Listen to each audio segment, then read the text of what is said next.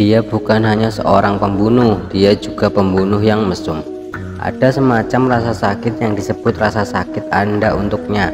Dahi pria itu ditusuk oleh pisau tanpa obat bius, tanpa basa-basi. Dengan benang dan jarum, dia mulai jahit lukanya sendiri. Cara dia menjahit juga sangat bagus. Nama pria ini adalah Kim Jun.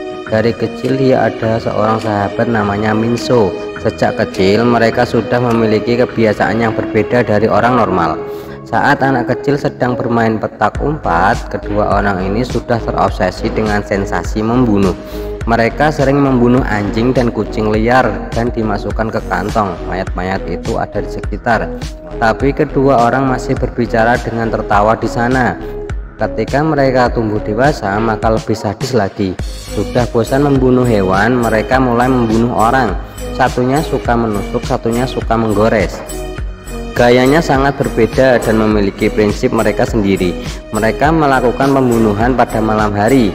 Jika ada yang membuat mereka emosi, maka akan langsung dibunuh. Tekniknya sangat bersih tanpa meninggalkan sedikit jejak.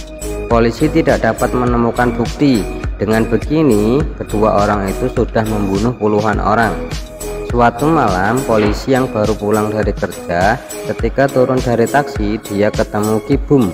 Saat keduanya berpapasan, leher polisi itu digores oleh Ki Bum. Setelah berjalan beberapa langkah, polisi baru menyadari, tapi darah sudah mulai mengalir keluar dari lehernya dan tidak bisa ditutupi dengan tangannya.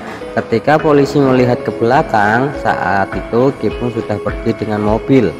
Memikirkan putrinya yang masih menunggu di rumah untuk ulang tahunnya, polisi menyeret tubuhnya sepanjang jalan dan pulang ke rumah. Saat dia melihat putrinya, polisi sudah tidak bisa bergerak lagi. Gadis kecil itu melihat ayahnya mati di depannya. Kasus ini membuat para polisi sangat emosi. Pembunuh ini sudah terlalu sombong, bahkan berani membunuh polisi. Itu saja. Saat itu juga ada orang melapor Ki Bum membunuh lagi. Kali ini Ki Bum membunuh pacarnya dan buktinya sangat kuat. Polisi terus menyelidiki. Mereka menyadari puluhan pembunuhan sebelumnya. Kemungkinan juga dilakukan oleh Ki Bum.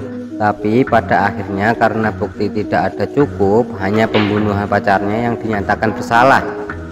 Dan tidak ada hukuman mati di Korea Selatan. Jadi bahkan jika Ki Bum benar membunuh orang, paling berat hanya dijatuhi hukuman setelah penjara 15 tahun. Pada hari persidangan, suasananya tidak terkendali. Keluarga korban dari puluhan kasus pembunuhan terus teriak dan menangis hingga menggelamkan putusan hakim. Tapi hasil putusan hakim tetap tidak berubah. Bahkan polisi yang menangani kasus ini juga emosi dan ingin memukulnya. Tapi Ki Bum mengatakan satu kata, "Apakah kau memiliki bukti?" Kemudian dia menertawai polisi itu. Di lautan orang-orang yang berisik, hanya seorang yang paling diam. Dia adalah putri bungsu dari polisi yang terbunuh. Saat itu dia baru mengerti kejahatan bisa menang atas keadilan. Itu karena orang baik tidak melakukan tindakan. Kemudian walaupun dia mengerti juga tidak ada gunanya. Tidak ada yang bisa mengubah hasil keputusan hakim, apalagi seorang anak kecil. Dalam sekejap mata 15 tahun sudah berlalu. Ki Bum dibebaskan dari penjara, tapi waktu tidak bisa menghapus rasa sakit dari kebencian. Sekarang ketua departemen kepolisian karena Ki Bum membunuh polisi tahun itu masih terpendam dendam di hatinya.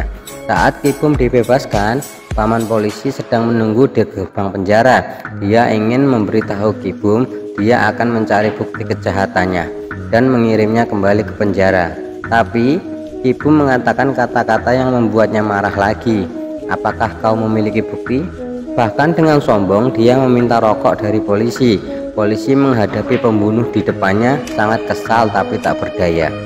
Dia hanya bisa membuang puntung rokok di saku Ki Bum untuk melampiaskan kemarahannya. Tapi Ki Bum tidak peduli. Dia melihat punggung polisi kemudian tersenyum dan pergi. 15 tahun bisa membebaskan seorang pembunuh dan juga bisa membuat anak kecil tumbuh dewasa. Sekarang putri kecil polisi yang dibunuh, Hejo, sudah tumbuh dewasa. Tapi dia tidak pernah lupa bayangan ayahnya yang jatuh dalam genangan darah. Di depan orang lain, dia menunjukkan sikap yang baik, menjadi gadis yang baik di mata semua orang. Tapi di hatinya sudah terkubur benih balas dendam. Melihat tidak ada harapan mengandalkan hukum untuk mendapatkan keadilan, Hejo memutuskan untuk menjebak Kibum dan menghantarkannya ketemu kematian. Lantai ruangan penuh dengan kertas yang memuat semua informasi Kibum. Tiap hari Hejo berbaring di lantai untuk membacanya dan bekerja keras untuk menjadi sukarelawan di kantor polisi dan mengambil kesempatan untuk menyelidiki berita kasus.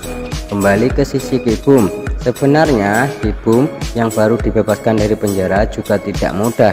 Setelah dipenjara selama 15 tahun, setelah bebas dari penjara, dia sudah tidak memiliki keinginan untuk membunuh. Tapi orang yang ingin membunuhnya sangat banyak. Selama paman polisi dan Hejo, ada seorang pria lain yang juga ingin membunuhnya. Orang itu adalah teman baik lamanya. Dia adalah teman yang menemani dia membunuh orang, Minso. Rupanya orang yang melaporkannya hingga masuk penjara adalah teman baiknya ini. Saat ini Minso takut jika Kibum yang baru dibebaskan akan datang membalas dendam. Minso juga takut jika kejahatan pembunuhan mereka terungkap. Awalnya Kibum yang baru dibebaskan hanya ingin melampiaskan nafsunya yang sudah ditahan selama 15 tahun. Tapi tak disangka setelah melampiaskan nafsunya, Minso yang mengikuti wanita itu membunuh wanita itu dan meninggalkannya di mobil. Dan itu adalah parodi pembunuhan yang dia lakukan 15 tahun yang lalu. Ini jelas untuk melemparkan kejahatan ini ke Kibum.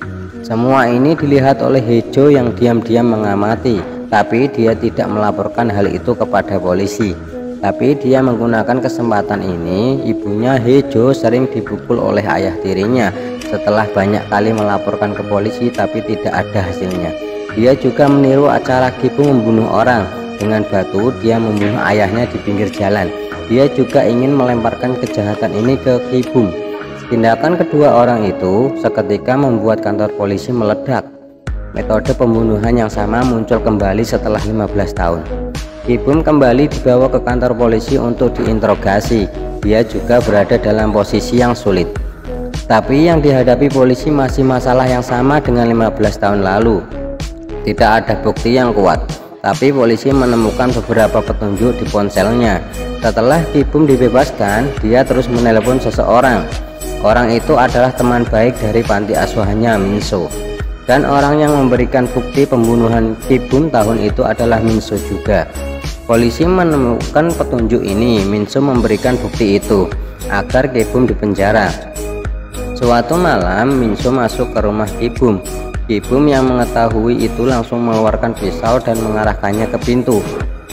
Secara diam-diam dia menatap ke gagang pintu yang pelan-pelan bergerak. Dia menusuk setang dengan keras. Tusukan itu menembus daging dan darah. Kemudian ia perlahan-lahan memutar pisaunya. Minso yang di belakang pintu juga seorang tangguh. Dia tidak mengeluarkan sedikitpun suara saat ditusuk. Dan dengan berani dia membuka pintu perlahan-lahan. Tiba-tiba pisau itu ditarik.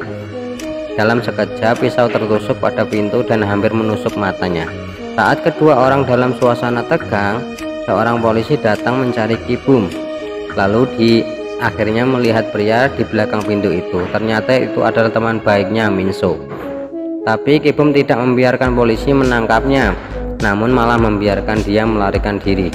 Dia membiarkan musuhnya yang kabur. Namun setelah itu Minso tiba-tiba menghilang tanpa jejak. Malam itu Kibum yang baru saja akan berbaring dan beristirahat tiba-tiba merasa ada yang aneh. Setelah buka selimut dia menemukan mayat. Orang ini adalah Minso yang menghilang. Saat itu juga sebuah bayangan berkedip. Itu adalah Hejo yang tiba-tiba menyerangnya dari belakang. Dia menekan Kibum dengan kuat, kemudian dia mencekiknya dengan rantai anjing. Rupanya Hejo telah menemukan informasi pembunuhan tahun itu. Minso juga terlibat dalam pembunuhan itu. Dia membunuhnya dengan metode pembunuhan Kibum. Kemudian dia melemparkan kejahatan itu kepada musuh yang membunuh ayahnya. Akhirnya bukti sudah kuat. Kibum akhirnya akan mendapatkan hukuman. Tapi tak disangka Kibum melarikan diri dalam perjalanan ke penjara. Dan dia menemukan kediaman Hejo. Dia mengamati pergerakan di dalam ruangan dengan hati-hati. Kemudian menekan tombol bel. Hejo tiba-tiba keluar dari kegelapan. Kibum mengangkat tangannya dan menusuk lengan Hejo, tapi Hejo berhasil melarikan diri setelah berusaha mati-matian. Saat dia melarikan diri, dia menelpon polisi juga. Polisi segera berbalik dan melaju ke sana. Tapi saat ini Hejo telah lari ke jalan buntu, tidak ada jalan lain untuk melarikan diri. Dia tidak panik sama sekali dalam menghadapi kematiannya. Sebaliknya, dia bermain ayunan. Hal ini membuat Kibum sangat bingung. Ayunannya semakin lama semakin tinggi. Hingga titik tertinggi, dia mengeluarkan rantai anjing dan menggantungnya di lehernya. Kemudian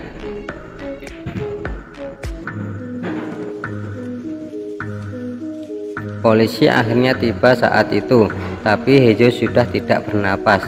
Dia menggunakan nyawanya untuk menyelesaikan misi balas dendam terakhirnya. Kibum akhirnya mendapatkan hukuman yang pantas dia dapatkan di pengadilan. Akhirnya cerita berakhir di sini. Sepertinya sangat konyol. 15 tahun lalu Kibum membunuh banyak orang, tetapi hanya dijatuhi hukuman 15 tahun penjara. Dan 15 tahun kemudian Kibum tidak membunuh seorang pun, tapi dia dijatuhi hukuman penjara seumur hidup. Film ini juga merupakan sindiran terhadap hukum otoritas nasional Korea. Kalimat ini juga harus dikuatkan. Keadilan akan selalu ada, tapi selalu datang telat. Terima kasih sudah menonton. Jangan lupa like dan follow ya. Sampai ketemu lagi. Bye bye.